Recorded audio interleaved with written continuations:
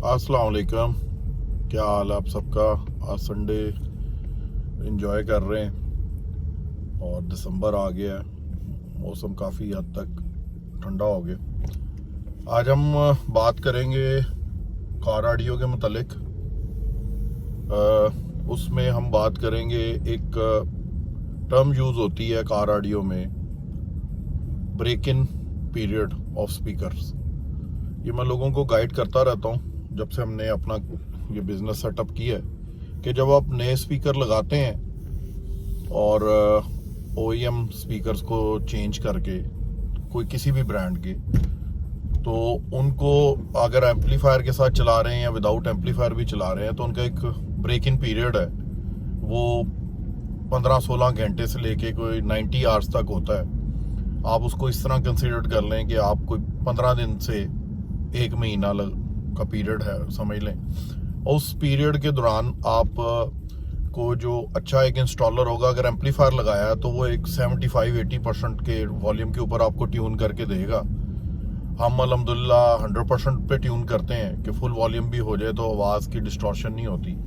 Break in period के दौरान आप अगर उसको अब्यूज़ नहीं करेंगे, अब्यूज़ मतलब ये है कि सारी अपना लाउडनेस हो गई आपके हेड यूनिट में, अगर एम्पलीफायर लगा हुआ है, ट्रेबल बेस फुल कर दी और अब आप उसको फुल वॉल्यूम पे क्रैंक कर रहे हैं कि जी मैंने इस पे पैसे लगाए हैं, तो वो क्लिपिंग पे चला जाएगा। क्लिपिंग टर्म है जिसको हमारे इधर यूज़ करते हैं कि जी स्पीकर फट रहा है। स्पीकर फट नहीं रहा होता, स्पीकर बेसिकली आपको एक इंतजार रिकॉर्ड करा रहा होता है कि भाई हाथ थोला रखो और ज़रा इसको प्यार से चलाओ, आपकी ही चीज़ है।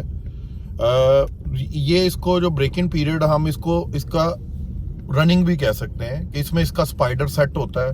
आपकी लिसनिंग प्रेफरेंस या लिसनिंग जो स्टाइल है उसके मुताबिक स्पाइडर इसका अपने आप को एडजस्ट करेगा। कॉइल्स हीट होंगी थोड़ा सा, वो अपने आप को एडजस्ट करेंगी।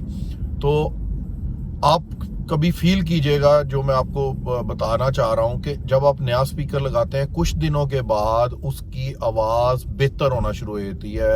अगर कंपोनेंट लगाया है तो उसकी ट्रेबल और बेस में सिग्निफिकेंट फ़र्क नज़र आता है, आपको मेजर फ़र्क नज़र आता है कि यार बेस बढ़ गई है और आपका जो स्पीकर है वो लाउड भी हो गया। उसके दूसरी तरफ एम्पलीफायर का बर्निंग टाइम होता है, उसमें उसके कैपेसिटर गर्म होते हैं, एडजस्ट होते हैं, और अगर आप उसको भी प्रॉपर तरीके से यूज़ करते हैं एम्पलीफायर को भी, उसकी गेन्स वगैरह शुरू में 1 महीने के लिए कम पे रखते हैं तो वो भी कभी भी आपका एम्पलीफायर गर्म नहीं होगा, ये नहीं जिसको कहते हैं प्रोटेक्शन पे नहीं जाएगा, कभी ख़राब नहीं होगा। मैंने अपना, क्योंकि मेरा ये पैशन है और पैशन को मैंने बिजनेस में कन्वर्ट किया था, तो मेरे आज तक मुझे नहीं याद मेरा कभी कोई स्पीकर ख़राब हुआ हो 30-35 साल में, या कभी क्या नाम है मेरा कोई एम्पलीफायर ख़राब हुआ हो।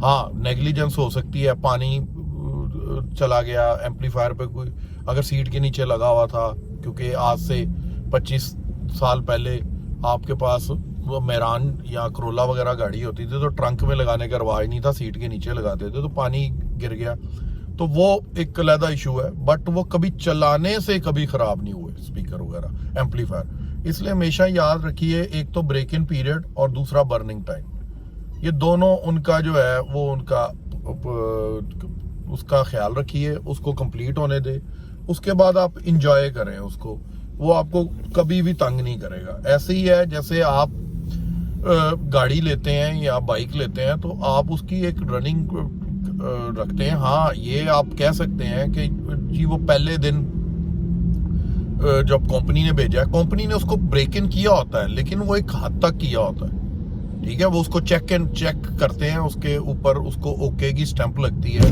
कि ये बिल्कुल ठीक चल रहा है, ठीक है, रिजेक्शन नहीं है। वो पैक जब हो जाता है वो थोड़े देर के लिए चला होता है, लेकिन वो प्रॉपर ब्रेक इन नहीं हुआ होता। फिर ये भी है कि आपने एक स्पीकर है, आपने 3-4 साल सुना, आपने उसको उतारा और उसको 1 साल के लिए पैक करके रख दिया, प्रॉपर पैकिंग की। अब वो जब आप 1 साल के बाद दोबारा चलाएंगे तो वो फिर उसको ब्रेक इन करना पड़ेगा आपको, ये बात याद रखिएगा। क्योंकि बड़े लोग मेरे पास आते हैं कि जब मैंने स्पीकर उतारा था तो बहुत अच्छा बोलता था, अब मैंने लगाया तो 2-3 दिन से मैं फील कर रहा हूँ कि इसमें वो बात नहीं है बेस वो नहीं दे रहा, उस तरह का मज़ा नहीं आ रहा।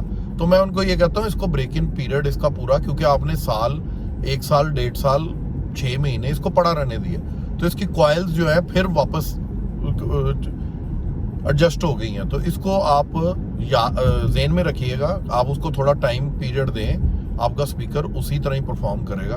और कभी भी अब्यूज़ ना करें। क्लिपिंग, जब भी क्लिपिंग पे जाए स्पीकर, तो उसको 2-3 वॉल्यूम कम कर लें, उससे जिद ना करें कि जैसे फॉर एग्जांपल आप गाड़ी भगा रहे हैं और आपकी गाड़ी 150 या 160 के ऊपर जाके आगे स्पीड नहीं ले रही और वहाँ समझे आपको ऐसे लग रहा है जोर लगा रही है, तो आप उससे 10 किलोमीटर पीछे आ जाए।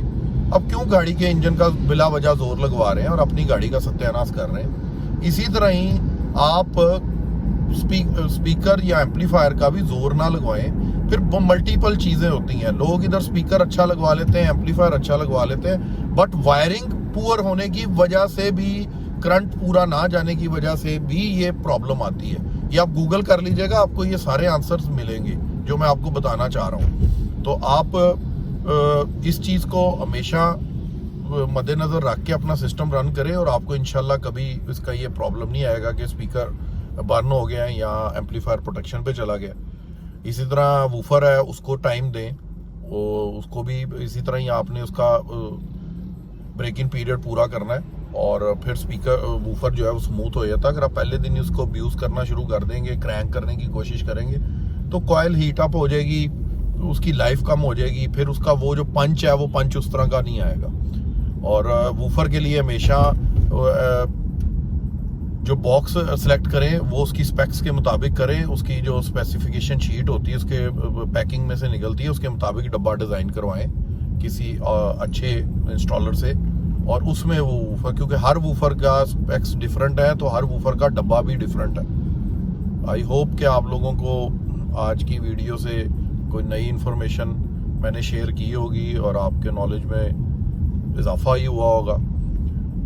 कमेंट्स में ज़रूर बताइएगा किस तरह के आपके कोई और इस तरह के क्वेश्चन इंक्वायरीज हैं, तो मैं उसको एड्रेस करने की कोशिश करूँगा जो मेरे पास थोड़ा बहुत नॉलेज है।